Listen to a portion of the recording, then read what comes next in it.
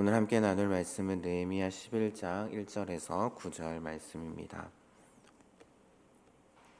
느헤미야 11장 1절에서 9절입니다. 한 절씩 교독하고 마지막 9절은 함께 읽도록 하겠습니다.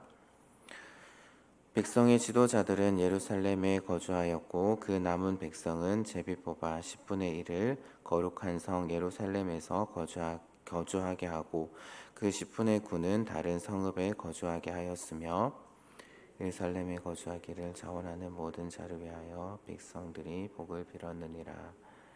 이스라엘과 제사장들과 레위 사람들과 느디딤 사람들과 솔로몬의 신하들의 자손은 유다 여러 성읍에서 각각 자기 성읍 자기 기업에 거주하였느니라. 예루살렘에 거주한 그 지방의 지도자들은 이러하니 예루살렘에 거주한 자는 유다 자손과 베냐민 자손 몇 명이라.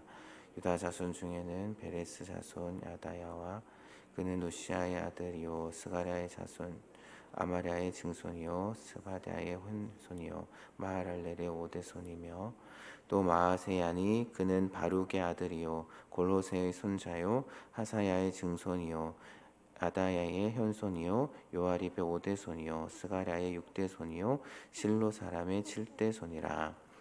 예루살렘에 거주한 베레스 자손은 모두 468명이니 다 용사였느니라. 베냐민 자손은 살루이니 그는 무슬람의 아들이요 요엣의 손자요 부다야의 증손이요 골라야의 현손이요 마아세야의 오대손이요 이디엘의 육대손이요 여사야의 칠대손이며 그 다음은 빅메와 살레 등이니 모두 928명이라. 함께 읽겠습니다. 시그리의 아들 요엘이 그들의 감독이 되었고 하스누아의 아들 유다는 버금이 되어 성읍을 다스렸느니라. 아멘. 이제 예루살렘 성벽 공사가 이제 마무리가 되었습니다. 이제 성벽 공사가 마무리가 되자 느헤미야와 지도자들은 이제 예루살렘에 정착할 예루살렘에서 살게 될 사람들을 찾습니다. 그동안 느헤미야서의 말씀들을 살펴보게 되면 공사가 진행되는 동안에 그 공사를 방해하는 그 원수들의 끊임없는 그러한 침략과 위협이 있었던 그러한 상황이었습니다. 그래서 이제 공사가 끝난 후에도 대부분의 백성들, 대부분의 사람들은 예루살렘으로 이주하는 것을 아마 꺼리지 않았을까라는 생각이 듭니다. 게다가 귀한 공동체는 이미 각자가 살고 있던 그 성읍에서 정착해 이제 지난 수년 동안 그렇게 살아왔기에 또한 친척과 가족을 떠나서 예루살렘으로 이주한다라는 것, 그것이 그렇게 쉬운 일만은 아니었을 겁니다. 결국 느헤미야와 지도자들은 다른 방법들을 통해서 이제 예루살렘에 정착할 사람들을 모집하게 되는데요. 느헤미야와 지도자들이 택한 방법은 크게 두 가지입니다. 첫 번째는 최대한 자원자들을 모집하는 것이죠. 그래서 그들에게 복을 빌어주고 각별한 대우를 한 것으로 보입니다. 하지만 이것으로 인해서 충분한 자원자들이 오지 않았던 것 같습니다. 그래서 이제 다른 방법을 병행하는데요. 바로 제비 뽑기를 통해서 이제 유다 각 서금에 흩어져 사는 사람들의 10분의 1을 추첨해서 이제 이주하도록 그렇게 권장했던 것입니다. 어느 마을이나 성읍이든 거기에 사는 사람 10%가 빠져나가도 그게 그다지 크게 문제가 되지 않고, 또 반면에 이제 여러 곳에 있던 사람들의 10%씩 사람들을 모으면 얼추 이제 성읍 한두 개 정도의 인구는 쉽게 예루살렘에 정착시킬 수 있었던 것이죠. 특별히 이제 구약에서 이제 제비뽑기라는 것은 이제 하나님의 뜻을 구하는 그러한 수단으로 자주 이용되었던 그런 방법입니다. 그래서 이제 다른 방법들보다 이제 제비를 뽑는다라고 한다면은 이것이 하나님의 뜻이구나라고 그렇게 알고 순응하기에 조금 쉬웠을 것이기에 아마 제비 뽑기를 하지 않았나라는 생각이 듭니다. 이렇게 이제 예루살렘으로 이주를 위해서 이제 백성들을 설득하는 그래 있어서 가장 중요했던 것은 또한 무엇보다도 지도자들의 솔선수범이 아니었을까 합니다. 오늘 본문에서 중요한 것은 지도자가 자신도 실천하기를 꺼려하는 그러한 일들을 백성들에게 강요하지 않고 오히려 먼저 솔선수범한 후에 백성들을 선발하고 있다라는 그러한 사실인 것이죠. 이것은 이제 고통 분담에 함께 동참하자라는 그런 취지였고, 또한 지도자라고 또한 예외가 없다라는 것을 보여주는, 어떻게 보면 백성들 앞에서 의지의 표현을 하고 있다라는 겁니다. 그래서 이러한 지도자들의 솔선수범에 백성들은 쉽게 따라왔을 것 같습니다. 그래서 4절부터 보게 되면 이제 예루살렘에 거주한 유다 자손과 그리고 또한 베냐민 자손의 이름이 등장을 합니다. 유다 자손 중에서는 베레스 자손인 아다야와 그의 족보, 그리고 마세야와 그의 족보가 등장하게 소개가 되고 있고, 단 이후에 이제 베냐민 자손을 소개할 때에도 살루의 족보가 소개되고 있는 것을 볼 수가 있습니다.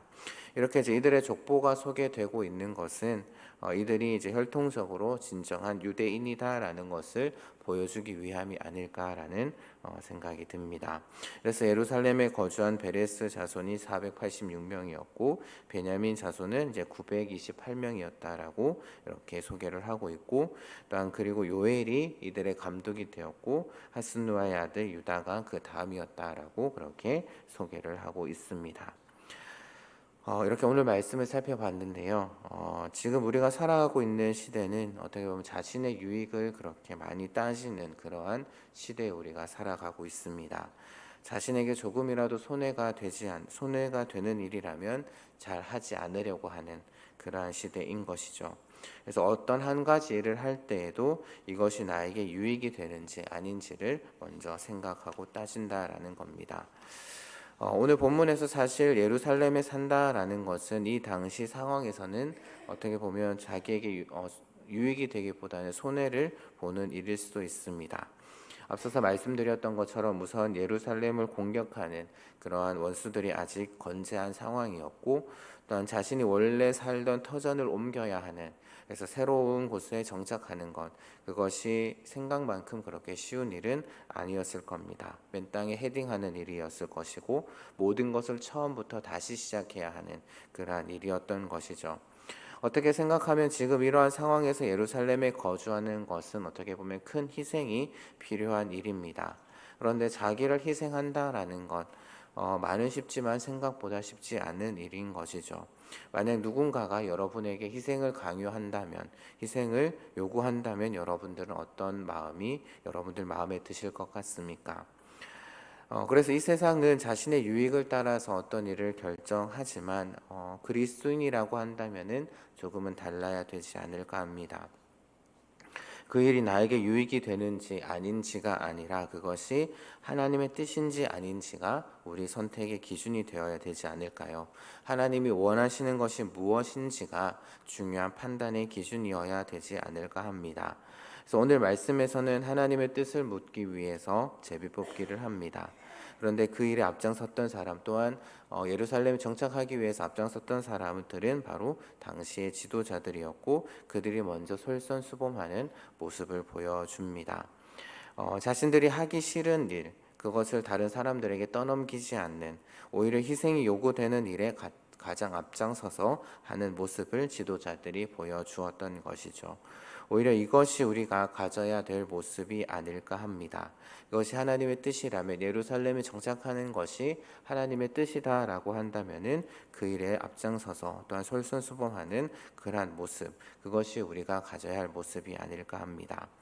하나님께서 찾으시는 사람은 또한 자원해서 하나님의 일을 감당하는 사람들입니다. 하나님께서는 하나님의 뜻이 어디에 있는지 보여주시고 또한 그 일을 자원해서 감당해야 할 사람들을 찾으시고 또한 그들을 기뻐하시는 분이십니다. 비록 그것이 나에게 손해가 된다라고 할지라도, 그것이 하나님의 뜻이다라고 한다면, 이 일이 하나님의 뜻이다라고 한다면 아멘으로 순종할 수 있는, 자원할 수 있는 그러한 여러분이 되기를 주님의 이름으로 부탁드립니다. 그래서 우리 공동체가 하나님이 기뻐하시는 그러한 공동체로, 성은교회로 세워질 수 있기를 주님의 이름으로 축복합니다.